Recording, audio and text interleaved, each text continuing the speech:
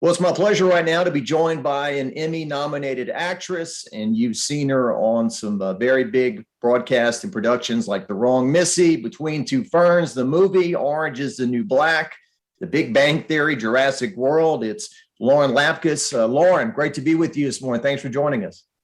Hi, thanks for having me. Lauren, the evolution of your career. Obviously, you seem like a likable person. I've watched some of the interviews online. Conan O'Brien, David Spade, these people are real supportive of you and your career. Do you feel like that you're moving up the way you intended? Yeah, I mean, I feel like I'm living my dream. I feel so grateful for it. Yeah, I mean, to have you even just say that Conan and David Spade said nice things about me or support me is like, that's the dream for me. When I grew up watching both of them and getting to, be on Conan's show and getting to work with David in The Wrong Missy was it's kind of surreal when you are in those moments where you're meeting people that you've watched forever, and getting to talk to them and hang out with them. It's really cool. A few projects that you were part of that I'd like to talk to you about. So Jurassic World, when you're in a movie like that, which is like they invest $1 billion in it or a jillion or whatever, and we got to make 15 jillion, it's so high budget and so, the expectations. When you're filming something like that, do you feel like you're in something that big, or are you just kind of, we're in rooms acting like we normally do? Yeah, I mean, it's kind of interesting because my character is in the control room the entire time for the most part. And so I'm basically just looking at computer screens where there's nothing on the screen. And I'm supposed to be, seeing people getting eaten by dinosaurs. So it's kind of, you have to really push yourself to be like, there's something's happening on this computer screen and it's really horrible. But yeah, it's like, it's only in the moments of sort of talking about what we're making that made me realize what was going on, because the director had like images of what the dinosaurs were going to look like that we would be looking at and all of the creatures that they created. And that was really cool. And so, pulling back and getting to go to the premiere of that movie, I took my brother because we grew up watching Jurassic Park and loved it so much. And so that was a really surreal moment, just being in the theater and seeing, hearing that Jurassic Park music and then, seeing myself. My brother and I were just like pinching ourselves. It was really cool. Some people feel like you had the line of the movie, "I have a boyfriend." They said that was worse than getting... That was a really that was a fun line. It was so much fun, and getting to get a laugh in a movie like that is such a treat. It was really cool. Yeah, somebody said that was worse than getting eaten by a dinosaur for the guy that you were getting rejected, corresponding with. I work at a CBS station, The Big Bang Theory. I mean, just working at the station, walking around, hearing it, and even the times I was able to watch it and see it. Very rare in these days to have a show that lasts 12 years and be a true hit, like the 80s and 90s when I grew up on television as well. But I know you talked about, you joined it in the 11th and 12th season when it was already up and running, but you obviously made a major contribution to that show. It was really exciting. I mean, it was like to come into a show that's been so successful for so long. It was just amazing. I think we filmed it in front of a live audience, and the audiences were so thrilled to be there because they've been watching that show for 10 years at that point. So getting to see all those actors in person, it was really cool to get to watch how people were so touched by the show, and they would speak to audience members who that show really helped them through a hard time. And I thought that was really amazing. And just getting to be a part of it was so cool. I got to play Stuart's girlfriend and work in the comic book store. It's just kind of an iconic location on the show. And yeah, it was really great to come into something where it's like this, it's a fully well-oiled machine at that point. They've got it down to a science, and like coming into that and just getting to play was a blast.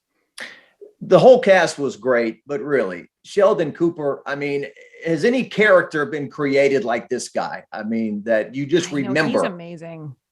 Yeah, he's definitely such a special character, and Jim Parsons is so incredible. He's so sweet, such a nice person. And I thought that's such a dream role to have, where you're on something for so long and get to really like dig into who this character is. That's so cool. Zach Galifianakis, working with him on Between Two Ferns, you talked about you improv basically the entire movie for the most part. Yeah.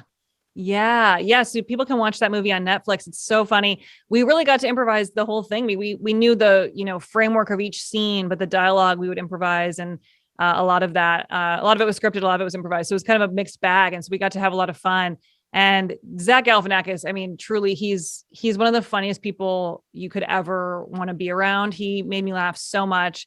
There was a scene where we're getting swept away by a flood, and he was just falling on his butt over and over, like with just doing pratfalls. And I mean, it was just hilarious. He kills me. So funny. Awesome. And then The Wrong Missy was the number one movie on Netflix, where you worked with David Spade on that. And, David Spade, growing up on the Saturday Night Live and Tommy Boy and all that great stuff. What was that experience like for you? Oh yeah, those movies and I mean SNL, like those things were so important in my childhood. It was such a huge part of my life watching all that stuff. So working with him was truly amazing, and he's so funny, and it was so fun because I really got to be the sort of like ridiculous character, and he was kind of the straight man, and getting to act completely insane around him and try to make him laugh. It was just truly just a dream come true. It was really, really fun. Yeah, I watched an interview he did with Howard Stern, and he said you basically played the Chris Farley to his role, which he says is difficult because you got to hold back and kind of let you do your thing and take the jokes. Yeah, well, I mean, he's so funny that I think it's funny for him to even be a straight man character, because it's like he could be doing the Joe Dirt thing and making everyone crack up all day. So I mean, yeah, for him to say it was like the Chris Farley rolled out. I mean, that's just very, very touching to me, because I love Tommy Boy so much and loved Chris Farley growing up, and I had so much fun with him. He's a really open-hearted guy and lets you in, and that was really great. Good stuff. You have 4 podcasts still going? Oh my goodness. I have so many podcasts. I think right now I actually only have 2 that I'm currently recording, thankfully, because it's always so much to do a lot of podcasts. But I have a show called Newcomers that I do with Nicole Byer, where we watch movies that we've never seen that are like really iconic. So we watched all of Star Wars. We did all of Lord of the Rings. We did Tyler Perry and Fast and the Furious. And now we're doing Marvel movies. So I don't know if you know this, there's 27 Marvel movies, it's a lot of time to spend watching. They're all over 2 hours long.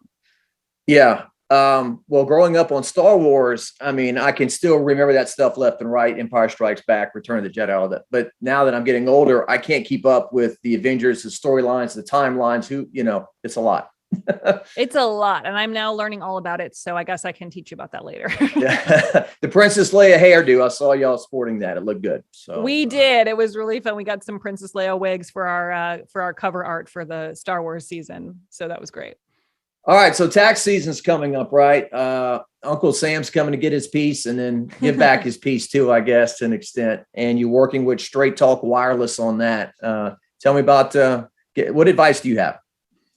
Yeah, well, I mean, I think, we're looking at a time of year where people are looking to save money, and Straight Talk is really such a great solution to that problem if you switch to them for your wireless network, because it's a no contract wireless service. So you can get an unlimited plan of unlimited talk, texting, and data for $45 a month. So it's kind of like getting that like tax refund feeling all year long. Good deal. And then when you get your money back, what should we do with it? Oh, well, for me, that's just go out to dinner and go shopping and just have a blast. You work all year for that, and then we blow it in a day, right? I mean, that's what we got. Exactly. Yeah, there's always bills to pay. Well, and tell us what you have coming up. You have an animated series coming up and some other things that you're working on. Yeah, so I have a new show coming to Netflix. We're working on it now. It's called Bad Crimes. It's a dark comedy crime procedural. So it's basically like if Law and Order was like raunchy and crazy and funny. And it's starring me and Nicole Byer, my co-host from Newcomers. We play FBI agents who, as we're like solving these crimes, we're also trying to like find guys to hook up with on the apps and like, just having a crazy time together. She's so funny. And the scripts are hilarious. It's created by Nicole Silverberg, who is a really funny writer. And it's produced by Greg Daniels, who did The Office, and Mike Judge, who did Silicon Valley, and they did King of the Hill together. So it's like a great team of people working on this. It's going to be really funny. Well, I go back to Beavis and Butthead too. So Mike Judge, right? Okay, thank you. That's my favorite. Yes. I grew up on that and loved that. When do you think, before I let you go, when do you think it shifted where cartoons kind of became funny for adults? I know. We've always had The Simpsons, which has been, the mainstay for the last like 30 years or whatever. But it does feel like we're now in this moment where we're getting a lot of really, really funny shows that work for adults. I'm so grateful for it, because it's the best way to unwind. Watching a cartoon, you really don't have to think about anything tough in your life at that moment. You can just watch and have a great time and have a laugh. And you're not thinking about anything. I love it. And you watched all those Star Wars cartoons too? All the Rebels and Clone Wars and all? A lot. Oh my God. We didn't watch all of them. We watched a lot of them. And I mean, that there's a lot of content we had to do. It was, we also wrote fan fiction. So if people are interested to hear our own fan fiction that we wrote about the Star Wars characters, you can get that on our podcast too. It was very, very crazy. Lauren Lapkus, I really appreciate your time. It was great visiting with you. We enjoy your work and we'll continue to watch. Thank you. Thank you so much.